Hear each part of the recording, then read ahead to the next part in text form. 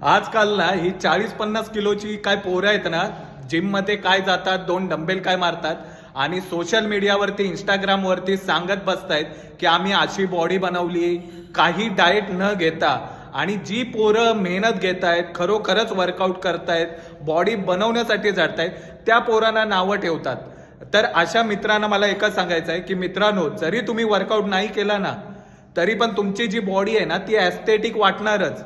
आणि जे तुम्हाला ॲप्स आहेत, ज्याचा तुम्हाला अभिमान वाटतो ना, तर त्यावरती पण मला तुम्हाला सांगायचं आहे की जरी तुम्ही काही वर्कआउट नाही केलं ना, तरी तुमची बॉडी ॲस्थेटिक राहणार आहे, ॲप्स पण तसेच राहणार आहेत.